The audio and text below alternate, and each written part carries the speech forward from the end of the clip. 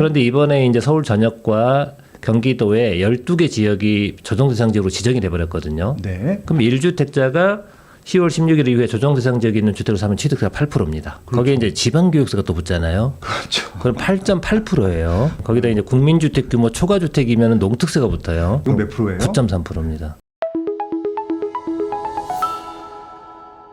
10월 15일 대책 이후에 바빠졌다고 하는데 뭐가 제일 이슈예요? 가장 큰 이슈가 이제 네. 세금에서 가장 문제는 조정대상 지역이잖아요. 네, 그렇죠, 그렇죠. 그러니까 조정대상 지역으로 이제 지정이 돼버리면은 네. 취득세하고 양도세가 이제 많이 달라지는데 네. 지금 사람들의 예상을 뛰어넘은 지역들이 많이 지정이 돼버리니까 그러니까 서울서도 다 지정할 줄 몰랐고 네. 경기도는 뭐 과천 정도나 분당 정도 모르겠지만 나머진 지역은 전혀 상상도 못했고 근데 지정이 됐어요. 맞아요. 네. 아마 이제 이 풍선 효과를 염려해서 선제적으로 좀 풍선 효과가 발생할 지역까지 네. 다 지정을 해버린 것 같아요. 그렇죠. 네. 그래서 많이 당황스러워하는데 네. 우선 이제 제일 먼저 달라지는 게 취득세입니다. 취득세. 네. 알겠습니다. 그럼 준비한 자료 있으니까 보면서 한번 얘기를 할까요, 그럼? 네. 예. 비조정 대상 지역에 있는 주택은 2주택까지는 중과가 없었어요. 네네. 그리고 조정 대상 지역일 때만 2주택부터 중과입니다. 그렇죠. 그러니까 우리는 비조정 대상 지역 2주택은 중과가 아니다. 여기에 다 취해 있었거든요. 그러니까 뭐 1가구 2주택 정도는 그냥 했죠. 그렇죠. 부담 없이. 그러니까 우리가 기존 예. 주택 가지고 있는 상태에서 이사 가기 위해서 다른 집을 사거나 그렇죠. 또는 이사 가는 목적은 아니더라도 뭐 갭 투자 목적으로 하나 더 사더라도 그렇죠. 그 주택이 강남 3구하고 용산 구가 아니었으면 다 비조정 지역이었거든요. 네네. 그 취득세 중과가 없었어요. 그 별로 고민을 안 했다는 얘기죠. 그렇죠. 그런데 이번에 이제 서울 전역과 경기도에 12개 지역이 조정대상 지역으로 지정이 돼버렸거든요. 네. 조정대상 지역 지정 효력은 10월 16일자부터 이제 발휘가 되는데 네네. 그 이후에 조정대상 지역에 있는 주택을 사버리잖아요. 그렇죠. 그럼 1주택자가 10월 16일 이후에 조정대상 지역에 있는 주택을 사면 취득세가 8%입니다. 8%. 차이가 너무 많이 나죠. 그렇죠. 거기에 이제 지방교육세가 또 붙잖아요. 그렇죠. 그럼 8.8%예요. 8.8%. 네, 거기다 이제 국민주택 규모 초과주택이면 농특세가 붙어요. 예, 대형부터는 농특세. 네, 이건 몇 프로예요? 9.3%입니다. 9.3%요? 합쳐서? 다 합해서. 네.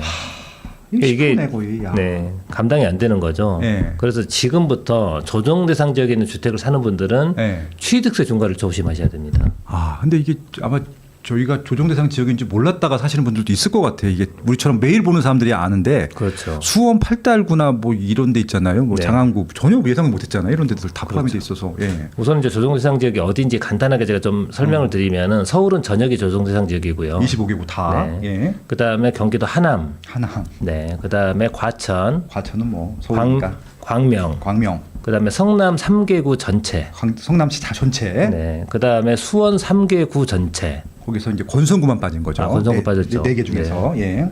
그다음에 용인의 수지, 예. 그다음에 안양의 동안구, 예, 평촌 쪽. 네, 예. 여기까지입니다. 아. 좀 근데 범위가 굉장히 넓죠. 지역하고 네. 이게 아파트만 하는 거예요? 아니면 아파트 외에 빌라도 아파트 돼요? 외 빌라 모든 주택 다 해당입니다. 모든 주택 다예요? 네. 우리 그 그 토지거래 허가구역은 예. 아파트만 토지거래 허가잖아요. 예. 그런데 여기 조정대상 지역의 규제는 그 조정대상 지역에 있는 주택 모두에 대해서 다 적용이 되는 겁니다. 그러니까 토지는 아파트만인데 이거는 그러면은 그 시세가 낮은 데들도 다 해당되는 그래서 거예요? 이제 빌라 사도 다 규제를 적용받는 겁니다. 아이고. 여기서 이제 좀 많은 사람들이 물어보시는 게 네. 뭐였냐면은 네. 그럼 2020년 10월 16일에 네. 조정대상 지역 지정되기 전에 네. 내가 집을 사기 위해서 네. 매매 계약하고 계약금 낸 사람들이 있죠. 계약금 낸 사람 있죠. 아직 잔금 안 치렀잖아요. 안 치렀죠. 그런데 잔금 치른 날이 아파트의 취득일이죠. 주택의 취득일. 그렇죠. 근데 잔금 치르기 전에 계약을 했는데 예. 중간에 조정 지역으로 지정돼 버렸을 때 예. 나는 조정 대상 지역 주택을 취득한 걸로 보는 거냐 비조정 대상 지역 주택을 취득하는 걸로 보는 거냐. 그러니까 기준이 계약일이냐 잔금일이냐 그렇죠. 뭡니까? 원칙은 잔금일이죠. 주택의 취득일은 잔금일이니까. 그렇죠, 그렇죠. 예. 그런데 우리가 조정 지역 되기 전에 네. 계약해 놓은 사람들은 네네. 이게 조정 지역 될 걸 모르고 선의의 취득세 피해자. 중과가 될 걸 모르고 산 그렇죠, 사람이잖아요. 그렇죠, 그렇죠. 선의의 거래 당사자죠. 맞아요. 예. 이런 사람들의 기대 이익은 보호해 줘야 되잖아요. 그렇죠. 안 그럼 배신이죠. 네. 그래서 지방세법에 특별한 규정이 하나 있습니다. 아. 어떤 규정이냐면은 네. 조정 대상 지역 지정 고시 되기 전에 네. 매매 계약을 하고 어. 계약만 하라고 그러면 또 계약서 소급해서 쓸 수 있잖아요. 그렇죠. 그러니까 계약금까지 지급한 사람들. 은행 계좌를 통해서 해야겠죠. 그렇죠. 현찰로 받았다는 건 증빙이 안 되니까. 네. 그리고 분양 계약도 동일하게 인정해 줍니다. 뭐, 조정 대상 지역 지정 이전에 분양 계약하고 분양 계약금 지급한 사람들. 네. 이런 사람들은 나중에 조정대상 지역 지정 이후에 잔금 치르더라도 비조정대상 지역의 주택을 취득한 걸로 인정해 줍니다. 2주택까지는 기본 세율. 그렇죠. 네. 이 사례 한번 봐볼게요. 네. 내가 A 주택을 한 채 가지고 있는 상태에서 2025년 2월에 네. 뭐 수원에 뭐 팔달구에 있는 아파트 분양권을 내가 하나 샀다고 가정해 볼게요. 아, 팔달구. 네, 팔달구가 이번 조정 지역으로 바뀌었잖아요. 예, 묶였습니다. 그리고 2025년 10월 16일자로 그 팔달구가 조정 대상 지역으로 지정이 예, 됐습니다. 그 시행이 되는 거죠. 네. 예. 그럼 조정 대상 지역 지정 이전에 분양 계약을 한 거잖아요. 네네. 그리고 조정 대상 지역 지정 이후에 이 분양권이 나중에 잔금 치르고 아파트로 바뀌었습니다. 네네. 그럼 원칙은 조정 지역 지정 이후에 취득한 거니까 네. 조정 지역 2주택 8%가 적용이 돼야 되지만 예. 이 경우에 조정 대상 지역 지정 이전에 매매 계약 또는 분양 계약을 체결한 사람이니까 이 사람은 비조정 지역 주택 취득으로 인정을 해주겠다는 겁니다. 아, 그러네. 그럼 이제 중과가 안 되는 거죠. 기본 세율입니다. 그러네요. 네. 와. 꼭 이런 이제 분양 계약이 아니고 매매 계약도 동일합니다. 네네. 그냥 만약에 2025년 10월 16일자에 계약한 주택을 계약한 사람들 어떻게 될까요? 그거는 시행이 된 거니까 네. 중과를 해야 되는 거. 앞으로 이런 일이 또 생길 수도 있잖아요. 네. 지금 여기는 조정지역으로 지정됐지만 예를 들어서 동탄 네. 뭐 아, 지정 안 된 중에서. 지정 안 된 곳들도 추가 지정 가능하거든요. 풍선 그렇죠. 효과로. 지금 구리하고 동탄이 지금 1순위라고 지금 뉴스에 나오고 있더라고요. 예. 우리 뭐 남양주 이런 데들 예, 예. 만약에 정부가 한 2025년 12월 1일자로 그렇죠. 뭐 동탄 이 신도시를 예. 조정 대상지로 지정하겠다고 발표하고 효력이 12월 1일자부터 발휘한다. 그럼 12월 1일자에 내가 저기 막 계약하려고 매도인하고 밀당하고 있었거든요. 예. 그러면 이제 계약을 내가 하고 그날 예. 계약금을 보냈어요. 예. 그럼 이 사람은 비조정 지역 취득으로 볼까요? 조정 지역 취득으로 볼까요? 12월 1일 날 계약금을 쐈어요. 네. 그날부터 시행하면. 네. 시행일이 12월 1일인데 그러면 되는 거 준거 아니에요? 그 조정 지역 취득을 보겠다는 거죠? 그렇죠, 그렇죠. 그거 아닙니다. 아, 그래요? 그것도 비조정 지역 취득으로 봐줍니다. 오. 왜냐하면 조문이 이렇게 돼 있잖아요. 조정 대상 지역 지정 고시일 이전에 이전에 네. 이전은 당일을 포함합니다. 당일을 포함이다. 야, 네. 그렇구나, 그렇구나. 그러니까 이 하루 때문에 이제 8%냐 3%냐 예. 이게 달라지거든요. 그죠. 그러니까 만약에 조정 대상 지역 지정 효력 발휘하는 날 있죠. 발휘하는 날 계약서 쓰고 계약금 보내도 그 비조정 지역 취득으로 인정을 해준다는 예, 겁니다. 그 발표한 날 당일은 됩니다. 네, 네. 그러니까 좋습니다. 그 보고 계시다가 지금 내가 살려고 하는 지역 있잖아요. 예. 거기에 갑자기 조정 지역으로 지정된다고 발표가 났다. 예. 보통 발표하고 다음 날부터 효력이 발생하거든요. 그럼 다음 날 빨리 계약을 해야 됩니다. 맞습니다. 맞습니다. 네, 계약금도 보내고요. 일단 계약금 보는 게 중요하더라고요. 이게 네. 만약에 그 계좌이체 총액 상한이 낮으신 분들은 미리 풀어놓으셔야 돼. 그날 못 보내면 끝나. 네. 그리고 예를 들어 이럴 수도 있죠. 네. 우리가 이제 계약서를 나중에 쓰기로 하고 먼저 네. 가계약금을 보내놨어요. 가계약금 그렇죠. 가계약금 한 원래 계약금이 한 1억인데 예. 가계약금 한 2천 보내놓는 경우 있잖아요. 100만 원도 보내고 몇백만 원도 보내고 그렇게 네. 하죠. 예. 근데 만약에 가계약금이 2천만 원을 보내놨는데 조정 대상 지역 지정 발표를 해버렸어요. 네. 그러면 어떻게 되는 거냐? 어떻게 돼요? 원래 본 계약서 안 썼잖아요. 그렇죠. 안 썼으니까 그거는 조정 대상 지역 지정 이전 계약으로 인정을 못 받는데 네. 그때는 어떻게 하면 되냐면은 우리 가계약금 2천 보내놨죠. 네. 그럼 계약서상에 계약금을 2천으로 쓰는 겁니다. 아, 그럼 그게 통상적으로 10분의 1인 아니 그 10분의 1인데 네. 그보다 좀 작아도 인정을 해준다는 거죠. 우리 법적으로 계약금이 거래 금액의 10분의 1이어야 된다는 규정은 없잖아요. 없죠, 그냥 그러니까 통상적으로 당사자간 거지. 합의에 의한 네. 거니까 네. 그렇게 해서 써도 상관은 없습니다. 아, 그것도 하나 요령이네요. 팁입니다. 네. 질문이 살짝 나왔는데 네. 조금 나오면 주거용 오피스텔도 해당돼요?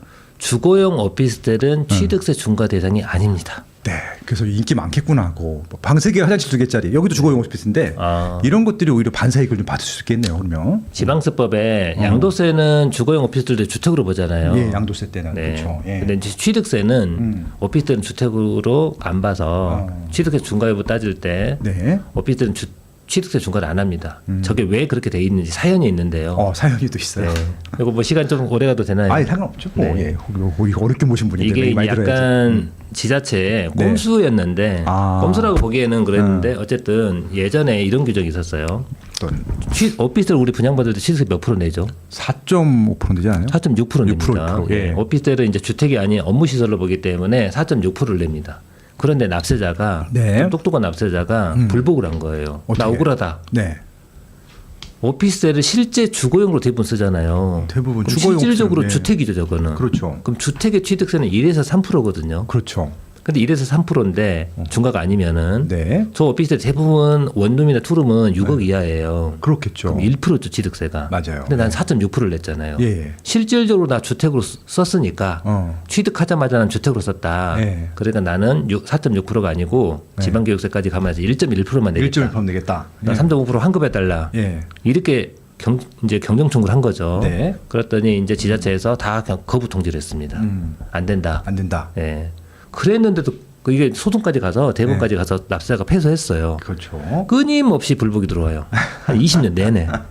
그래서 행안부가 될 때까지. 네, 너무 업무가 많잖아요. 네. 그래서 아예 지방세법을 개정해 버렸습니다. 어떻게 해요? 주택분 취득세는 공부상, 공부상. 그러니까 건축물대장이나 등기부등본에 주택으로 등재된 것만 주택으로 봐서 주택분 취득세를 적용한다 이렇게. 그러니까 이거는 사실은 오피스텔을 이제 취득세를 낮춰주지 않으려고 이렇게 이제 법령 아예 명확히 해버렸거든요.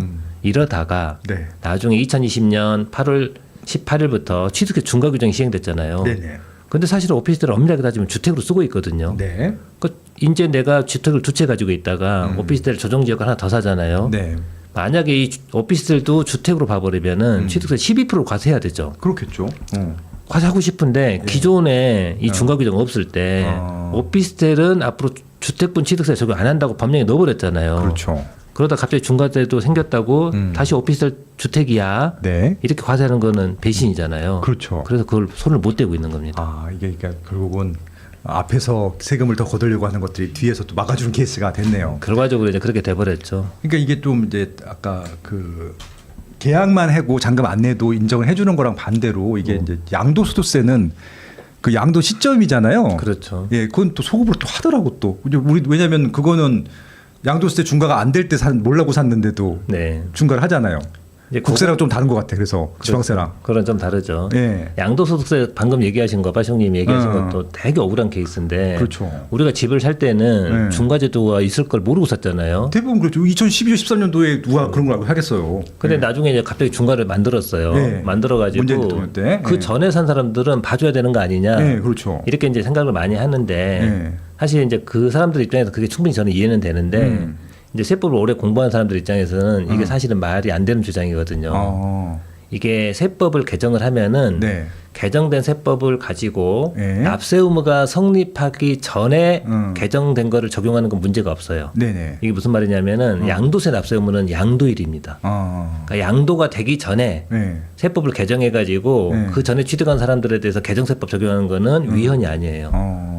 그런데 이미 이 사람이 팔았어. 네. 팔고 그때 세법으로 내가 신고를 했잖아요. 네. 그런데 세법을 개정해 가지고 이 사람까지 소급 적용해 버려. 네. 이건 소급과세예요. 그러니까 좀 납세자들 입장에서는 이해가 안 되겠지만은 네. 어쨌든 이해하고 싶지 않아요. 네. 팔기 전에 세법을 개정해 가지고 그 개정 세법을 적용하는 것은 위헌은 네. 아니다. 예, 알겠습니다. 그래서 진도 나가시죠. 네. 그 다음에 이제 제일 중요한 게 네. 제가 보기엔 이 두 번째인데요. 뭡니까? 네. 지금 조정 대상 지역 지정이 돼버리면은 주택을 증여하는 분들 있잖아요. 증여하는 분들이 이제 취득세가 12%가 적용되는 경우가 있습니다. 이걸 주의하셔야 돼요. 한번 볼까요? 예, 증여. 원래 우리가 주택을 증여를 하면은 취득세가 몇 프로인지 아세요? 증여할 때 3% 5% 정도 되지 않아요? 거의 비슷하죠. 예, 예. 마청님이 이제 저랑 같이 오면 제가 자꾸 질문을 해서 당황스러워하시는 것 같은데 원래 이제 증여 취득세는 원래는 3.5%예요. 3.5%, 예. 네, 거기에가 이제 지방교육세고 농어촌 특별세가 붙어가지고 예. 이제 국민주택 규모 이하는 3.8, 국민주택 규모 초과는 4%거든요. 4%, 네, 맞아요. 그래서 보통 우리가 4%라고 얘기를 많이 4% 하죠. 라고 많이 하죠. 예. 네. 그런데 예. 2주택 이상 가지고 있는 부모가 예. 2주택 이상 가지고 있는 부모가 조정 대상 지역에 있는 주택을 네. 자녀한테 증여하는데 그 주택의 공시가격이 3억 이상이다. 네. 세 가지 요건을 갖춰야 됩니다. 네. 우선 증여자가 두 채 이상 가지고 있어야 돼요. 증여자가 두 채 이상 다주택자여야 돼. 네, 다주택. 네. 그다음에 조정 대상 지역 주택을 증여해야 돼요. 조정 대상 지역의 주택을 증여. 네, 그리고 공시가격 3억 이상이어야 돼요. 공시가격 3억 이상. 그러면은 예. 증여 취득세가 아까 다 해서 4%라고 그랬잖아요. 예, 예. 이때 12.4%를 냅니다. 취득세를. 어마무시하죠. 야, 12%면 저거 뭐 진짜 배보다 배꼽이 더 큰 것 같은데. 그렇죠. 요게 이제 네. 서울이 강남 상가구 용산구만 조정 대상 지역일 때는 이게 네. 별 효과가 없었어요. 그렇죠. 그런데 이제 서울 전역이 조정 지역으로 다 지정돼 버렸고 네. 경기도 12곳이 조정 대상 지역으로 지정되다 보니까 예. 그 지역에 조정 대상 지역에 있는 주택을 부모가 자녀한테 징여를 하는데 부모가 2채 이상이다. 보통 한 채 있는 분은 징여를 안 해요. 2채 이상 있는 분들이 징여하지. 그렇죠. 그럼 이제 징여를 해버리고 그 주택의 공시가가 3억 이상이다. 예. 요즘 뭐 서울 수도권 주택은 어지간하면 공시가 3억 이상이거든요. 그렇죠. 다세대 빌라도 3억 이상이 대부분이죠. 그러면은 취득세가 12%라는 겁니다. 이 사례 한번 볼까요? 네네. 예. 여기는 이제 부모가 3채의 주택을 가지고 있었는데 이 중에 B주택이 성수동에 성동구 성수동에 있는 전략 정비구역에 있는 빌라예요. 네. 이 빌라의 공시가격이 7억이라고 한번 가정해 보겠습니다. 성수동은 그렇게 하죠. 네, 성수동 제가 상담해 보니까 빌라도 엄청 비싸더라고요. 거기 뭐 아파트 가격이 평당 1억이 넘어가니까 네. 충분히 그렇게 할 수 있죠. 그런데 만약에 이 납세자가 성동구는 2025년 10월 16일에 조정 대상지역으로 지정됐잖아요. 그렇죠. 그러면 10월 16일 이전에 만약에 요 빌라를 자녀한테 증여를 했다. 네. 그럼 조정 대상 지역 지정 이전에 증여한 거니까 주택수가 몇 개 있든 공시가격이 얼마든 상관없이 취득세는 4%입니다. 4%만 내면 되는데. 네, 국민주택규 이하면 3.8%고 조정 대상 지역 지정 이후 증여해 버리잖아요. 그럼 취득세 12%입니다. 네네. 지방교육세까지 12.4%입니다. 그러니까 이거 정말 조심하셔야 돼요. 12.4%. 야. 제가 이제 그 세무 상담을 많이 하니까 10월 15일 이전에 이런 증여 상담 많이 했거든요. 네. 그러고 나서 이분들이 빨리 증여를 했어야 되는데 좀 미루다가 갑자기 조정지역으로 발표가 나버린 거예요. 그리고 증여하려고 봤더니 취득세가 12% 바뀌어버렸어요. 그래서 못하고 있는 분들이 많습니다. 그러니까 이게 근데 성동구는 좀 1순위였었는데 빨리 하시지. 네, 이제 성동구는 좀 다 지정을 예상하고 있었잖아요. 그렇죠. 워낙 치사가 많이 올라서서. 그렇습니다. 저거 오피스텔도 그래요? 오피스텔은 증여 취득세가 중과가 없습니다. 왜냐하면 아까 제가 얘기했잖아요. 주택만. 아무튼 취득세는 오피스텔은 증거가 없다. 네. 예, 알겠습니다. 그다음에 이제 1세대 주택 비과세 양도세 보겠습니다. 이제. 그렇죠. 양도세도 이제 2년 거주 요건이 있잖아요. 그렇습니다. 이 거주 요건이 조정 대상 지정 되면 많이 바뀌고 또 깊이 들어가면 생각보다 복잡하거든요. 복잡하죠. 네. 우선 기본적인 내용을 한번 좀 설명드려 볼게요. 네. 우리 1세대 주택 비과세를 받으려면은 1세대가 양도일 현재 주택을 한 채 가지고 있어야 되죠. 한 채 갖고 있어야 되고요. 그리고 그 양도하는 주택의 보유 기간은 2년. 그다음 만약에 그 주택을 취득할 당시 조정 대상 지역이 있었다. 그러면은 거주 기간도 2년을 채워야 됩니다. 그러면 일단 규제적이 아니면은 그냥 거주 소유만 해도 되는데 그렇죠. 취득 당시에 이미 조정 대상 지역이면은 무조건 거주를 해야 된다. 이 거주 요건은 취득 당시 조정이냐 아니냐가 되게 중요한 겁니다. 취득 당시 시점. 우리가 살 때는 조정이었는데 팔 때 조정해서 해제될 수도 있죠. 그렇죠. 그래도 2년 거주해야 됩니다. 취득할 때 조정 대상 지역이었으면은 반드시 2년 거주해야 비과세. 일단 취득 당시가 중요하다. 그리고 이제 만약에 우리가 취득할 당시 조정 대상 지역이었는데 전세를 안고 산 사람들도 있잖아요. 그렇죠. 갭 투자. 이런 분들은 거주하기가 어렵죠. 그렇죠. 세입자를 내보낼 수가 없으니까. 내가 내보낼 돈이 있어야 되는데 그런 돈이 부족한 사람들. 그런 사람들이 거주하지 않고도 비과세 받을 수 있는 혜택이 하나 있잖아요. 저기 무슨 임대이지? 네, 상생임대. 상생임대인. 상생임대인. 거의 전문가 수준으로 잘 알고 계세요. 미네르바 올빼미랑 친하면 그렇게 됩니다. 그러니까 상생임대 주택 요건을 다 갖추고 있으면 2년 이상 거주하지 않아도 거주한 걸로 인정을 해주니까 그런 비과세 받을 수 있습니다. 이제 문제는 우리가 조정 대상 지역 지정되기 전에 우리가 조정 대상 지역 지정될 걸 모르고 주택에 대한 매매 계약을 한 사람들 있죠. 그렇죠. 그랬는데 나중에 잔금 치기 전에 거기가 조정 지역으로 바뀌어 버리면 이 거주 요건이 있는 거냐 없는 거냐. 그러네요. 이거 선의의 피해자니까. 선의의 피해자니까 우리도 다 거주 요건 없는 걸로 해줘야 될 것 같잖아요. 아까 취득세처럼. 이게 취득세하고 다릅니다. 그래 또 이건 또. 그래서 이걸로 헷갈리시면 안 돼요. 이게 또 양도세라서 그렇구나.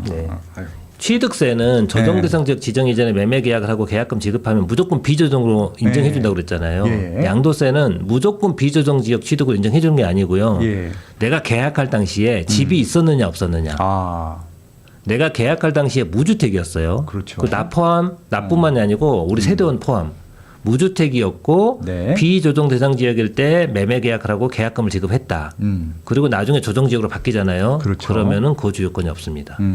그런데 내가 비조정 대상 지역일 때 매매 계약을 하고 계약금 지급했어요. 그런데 그때 집이 있었어요. 유주택이었어. 그러면 거주 요건이 있습니다. 이게 비조정 지역일 때 계약했다고 무조건 거주 요건이 없다 이렇게 알고 계신 분 되게 많거든요. 유주택, 무주택까지도 조건에 넣어야 되는군요. 그 취득세가 약간 다릅니다. 좀 통일 좀 시켜주면 좋겠죠. 누구도 가르쳐 주지 않지만 꼭 해야 하는 일. 나에게 가장 가까이 있지만 멀게만 느껴지는 일. 남들보다 빠르게 시작하는 것이 유리한 일. 내가 하고 있는 일은 내 집 마련과 투자입니다. 교통망, 상가, 입지, 세금, 청약. 나는 이 모든 일을 스마트 튜브 경제 아카데미에서 시작하고 있습니다. 스마트 튜브 경제 아카데미.